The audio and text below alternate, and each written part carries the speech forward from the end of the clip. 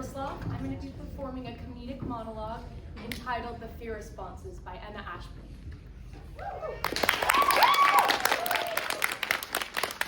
Hi, I'm Jamie Anderson. I'm going to be your substitute teacher for science today. As you all know, your regular teacher, Mr. M, could not make it to class today because he's in court. Now, I'm honored that your school chose me to come up here today and give my presentation on the fear responses.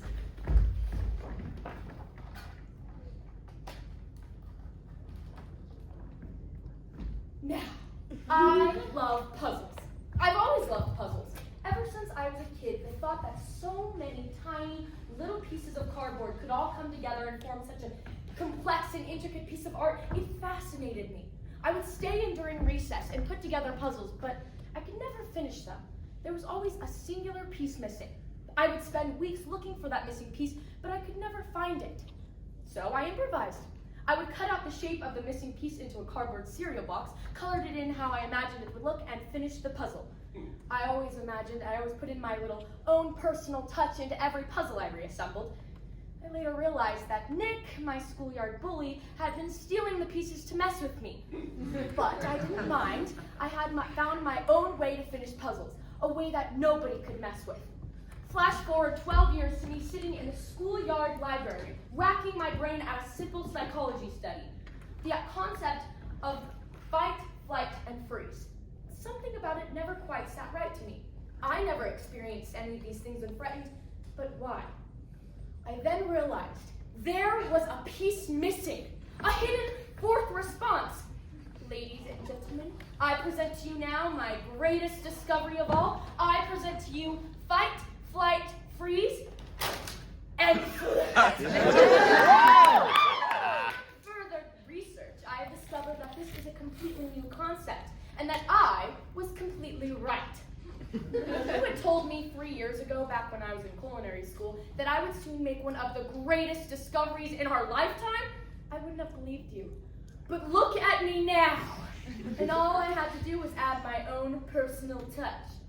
We believe that this new concept is something that may have occurred in more recent times, from a mix of there not being any actual need for these responses in today's modern environment, and from watching too many Hallmark movies as a kid.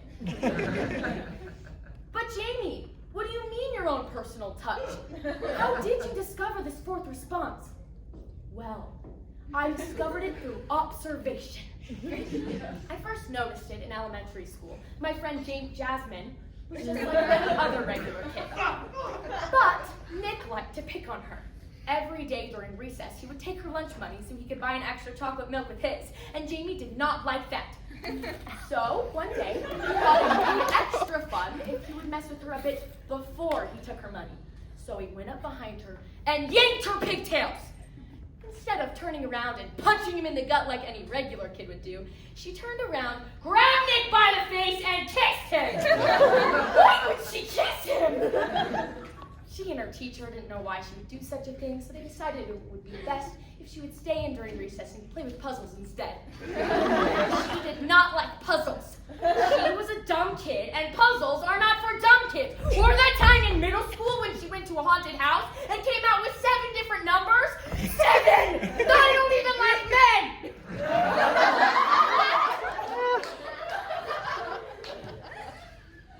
By now you've probably guessed, I have this fourth response. I flirt when I'm scared.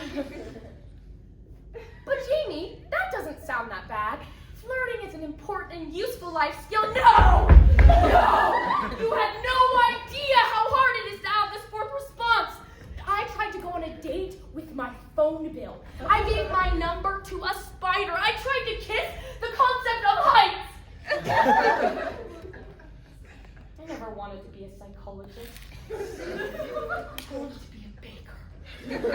Someone who could bring joy into the world through yummy treats. Someone who could somehow capture the wonder of life itself and bake it into a small confection. I found out back in culinary school I'm terrified of ovens. Turns out that little slips of paper with your number on them, highly flammable.